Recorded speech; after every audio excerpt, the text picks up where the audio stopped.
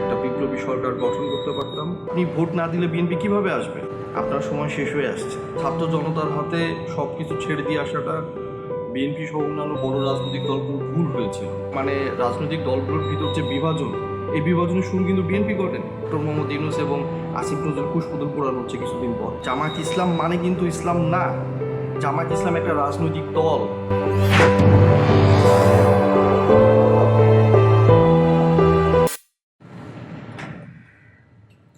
আসসালামু আলাইকুম।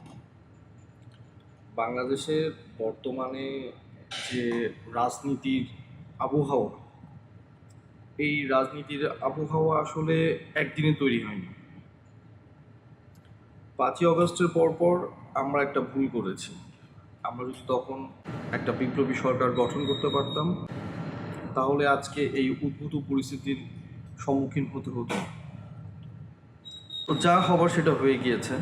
তো এখানে মাঝখান থেকে তৃতীয় পক্ষ সুবিধা নেওয়ার চেষ্টা করছে। আর সবচেয়ে বড় কথা হচ্ছে যে ছাত্র জনতার হাতে সব কিছু ছেড়ে দিয়ে আসাটা বিএনপি সহ অন্যান্য বড় রাজনৈতিক দলগুলোর ভুল হয়েছিল। যে বিএনপি হয়তো ভেবেছিল যে ঠিক আছে, অ্যাজ ইউজুয়াল নির্বাচন হবে 3 মাসের ভিতরে, বা কোনো একটা কেয়ারটেকার বা একটা গভর্নমেন্ট ফর্ম করলে 3 মাস সময়ের ভিতর, 3 মাস এনাফ একটা ইলেকশন দেওয়ার জন্য।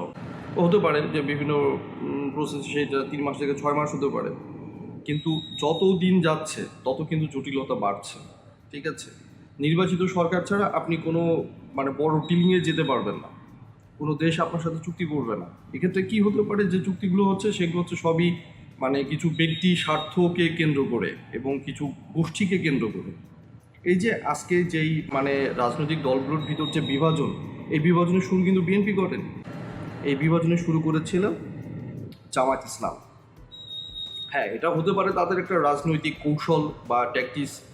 রাজনীতির মাঠে যে কেউ যে কোনো কৌশল অবলম্বন করতে পারে, তার জন্য কাউকে দোষারোপ করা যায় না, কিন্তু তার খেসারত কিন্তু পুরো জাতিকে দিতে হচ্ছে। এটা যত তাড়াতাড়ি আমরা বুঝতে পারবো তত তাড়াতাড়ি মঙ্গল। এখন সবার একটাই মিশন, যেভাবেই হোক বিএনপিকে ঠেকাইতে হবে। নির্বাচন এখন দেওয়া যাবে না, আর নির্বাচন দিলে বিএনপি চলে আসবে। আর নির্বাচন দিলে বিএনপি আসবে। বিএনপি তো, আপনি ভোট না দিলে বিএনপি কিভাবে আসবে? আপনি যদি আপনার ভোটাধিকার বিএনপিকে না দেন বা অন্য কোনো দলকে দেন, তাহলে বিএনপি তো আসার কথা না।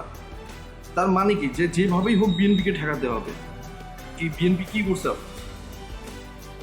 বিএনপির হাতে কি 71-এর মতো কোনো গণহত্যার দায় আছে, না আওয়ামী লীগের মতো কোনো গণহত্যার দায় আছে যে যার জন্য বিএনপিকে আসতে দেওয়া যাবে না? আর বিএনপির আমলে যে দুর্নীতি নিয়ে আপনারা কথা বলেন, দুর্নীতি হয়নি কোন আমলে?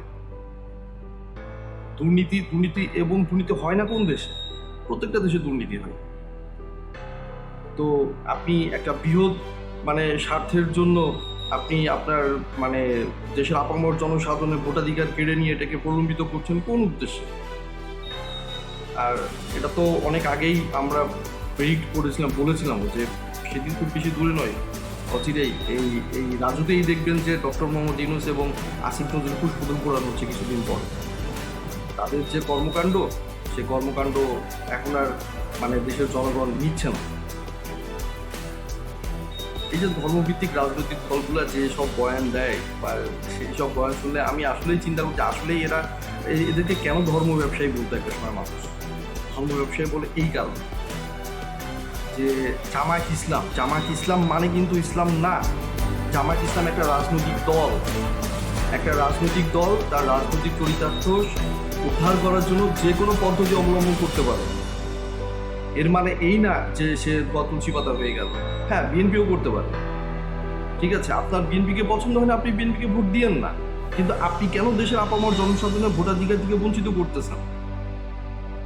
জনগণ ভোট দিতে পারে না, জনগণ নিজের আকাঙ্ক্ষার বাস্তবায়ন দেখতে পারে না।